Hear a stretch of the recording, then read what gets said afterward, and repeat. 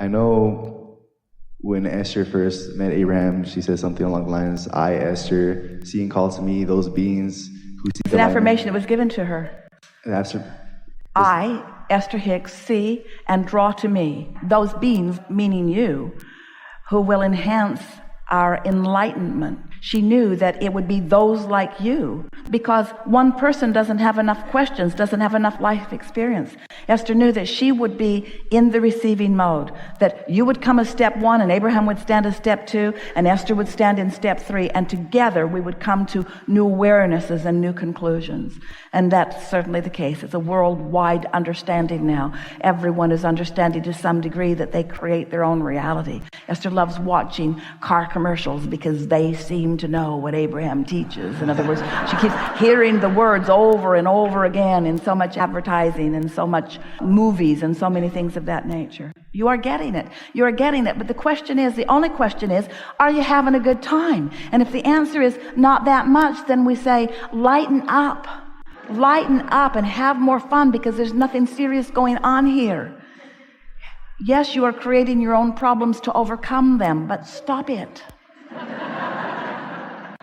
So in that case, when we say we see and draw to me those beings, are they physical beings, or are we actually looking at the source in each? Some of both. Those beings who seek enlightenment through my process. Those beings who seek enlightenment through my process. It's the way it is. You get tuned in, and then if you're selling real estate, those who seek value through your process are there. If you're a creator of food, then those who seek value through your process are there. This is a world where you are all here to enhance the experience of one another. And you can't cross vibrational frequencies. So what you're getting is what you're offering 100% of the time. So if you don't like the crowd that's showing up in your experience, you want some clarifying of your own vibration to do, because they're just evidence of how you feel, you see. So we're not actually drawing to us physical beings, we're drawing their source, their energy, their transcendental, their everlasting. Depends energy. on where you are vibrationally, of course, but when you get tuned into your inner being, now you have vibrational access to the inner beings of others. And so what you're wanting to do is help them to close the gap by holding them as your object of attention from the point of view that their inner being has. When you're tuned in and you focus on anyone, whether they're across the world in another country or whether there's someone sitting across the table from you, when you hold them as your object of attention, your inner being and their inner being are at one with you. And so that's what upliftment is. You have the potential of holding that vibrational frequency, which makes it more probable than ever before that they might, at least for a moment, achieve some alignment with who they really are. That's why they feel good around you. That's why they want to be with you. But if there's too wide of a gap, if they've got too big of a gap between what they're usually doing and their own inner being, then you syncing up with their inner being and your inner being, you're going to annoy the life out of them. They're not going to want to have anything to do with you. You're going to seem far too intense to them, or far too happy. That guy's just too happy. Just too happy for me. Too much well-being going on there. He needs to focus in the real world and figure out what's really going on. You'll be going like this. But if it's someone you really care about and you continue to hold them as your object of attention, and that could be anyone, it could be those strangers on the other side of the world, and you find a way to focus and feel good and focus and feel good so that you are in sync with them and all of their inner beings, now you have the opportunity to be like a satellite dish that is beaming down the ideas. You may be the receiver of the idea. You may be the receiver of the idea, hear this, to the solution to their plight. And now you're not just the receiver of the idea, you are the vibrational transmitter of the idea. There is much greater likelihood, since thoughts are in the air, that someone will receive that transmission and act on it. Maybe even one of them, you see. Uplifting is the biggest business going, you see. You must uplift. It's who you are. It's who you were born to be, you see.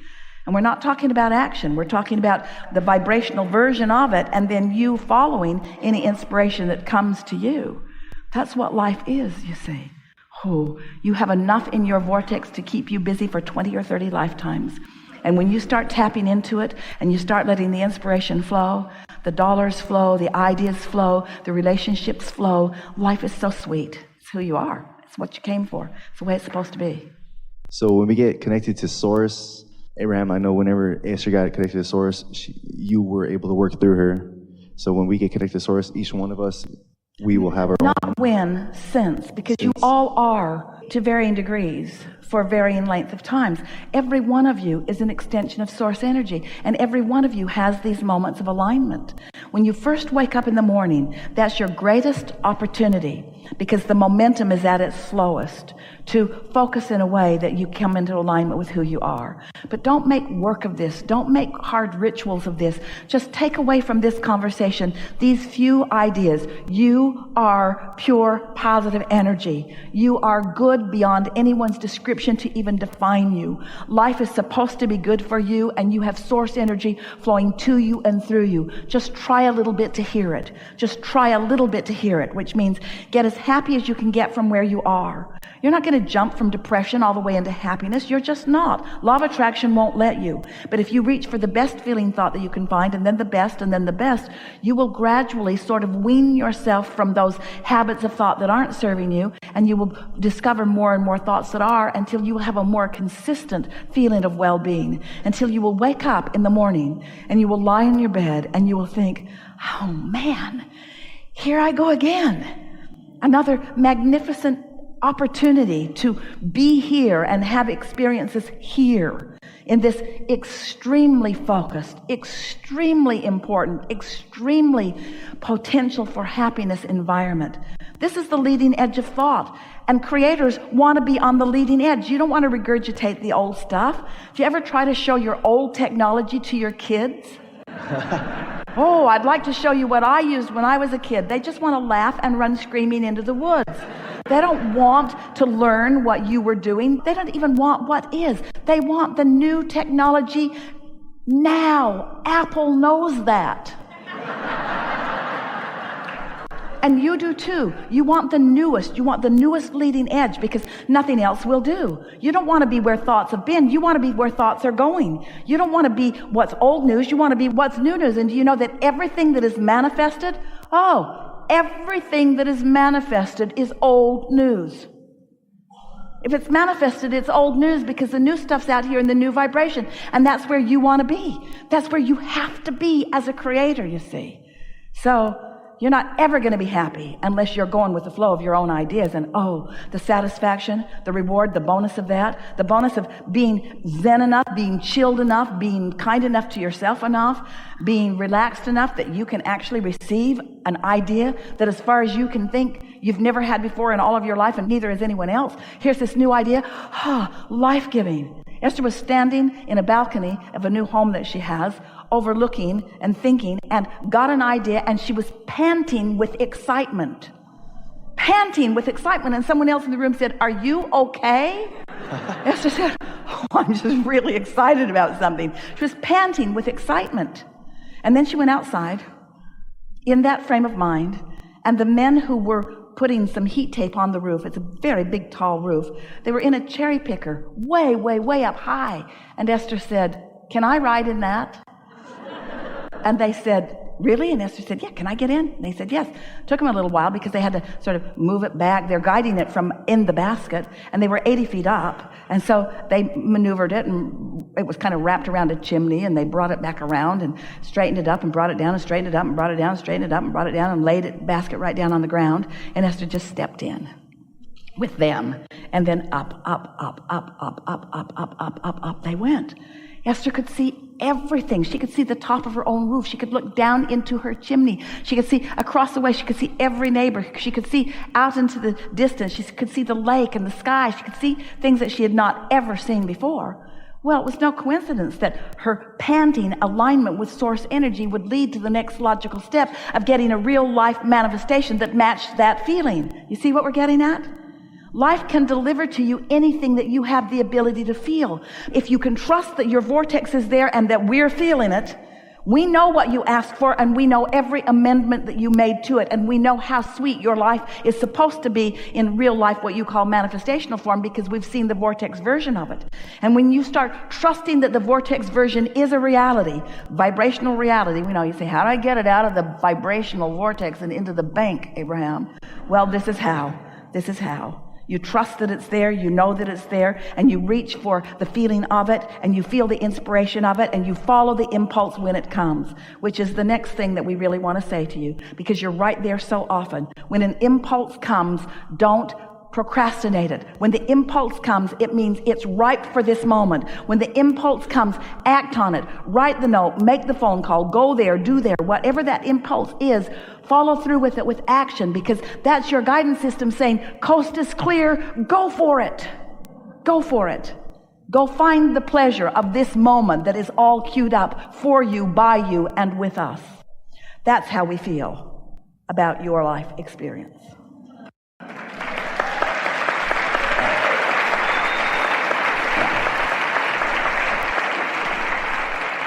Thank you. Thank you, Abraham. I have love for everyone. I have love for all beings, spiritual and not. I just want to tell you as well, I love you. Yeah, it's clear to us. It's clear to them, isn't it? Yeah. Humans do not often start with the premise that well-being is the basis of your life experience. You've already sort of heard from others who have forgotten that.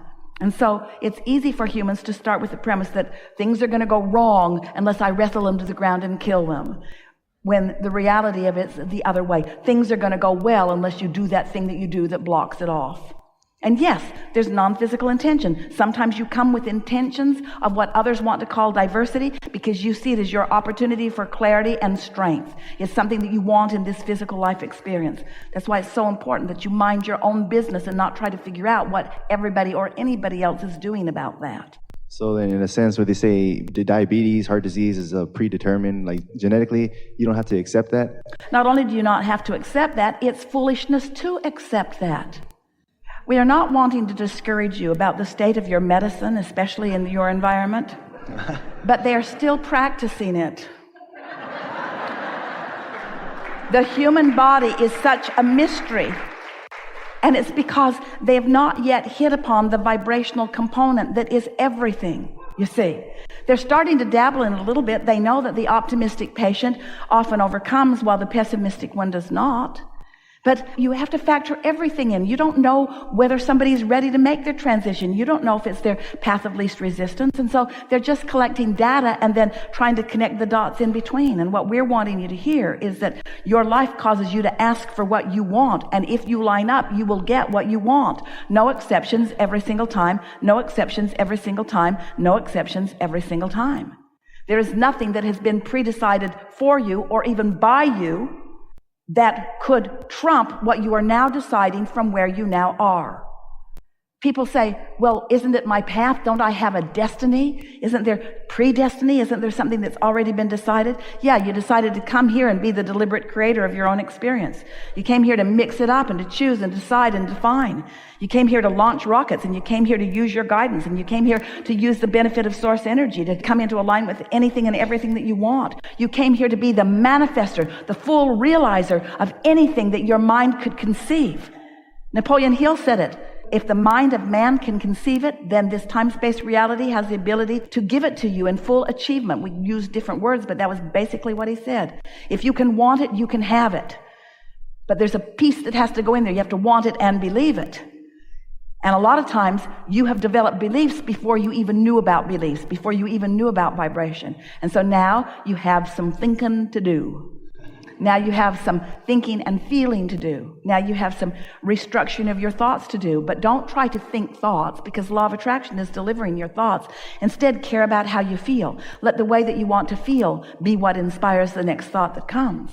I want to feel sure. I want to feel empowered. I want to know my value. I want to feel good. I want to feel happy. I want to feel flexible. I want to feel alignment. I want to feel good. I want to be of value, but I want to feel good. I want to tune into the energy that is really who I am. I want to be an extension of source energy. I want to do my human part of sifting through the data, and I want to launch those rockets of desire, and then I want to ride that rocket with my source to the full manifested fruition that we all revel in. I love being here out on this leading edge of thought where things manifest. I love being the creator. I am not an acceptor of what is. I'm a molder and modifier and improver and evolver of what is.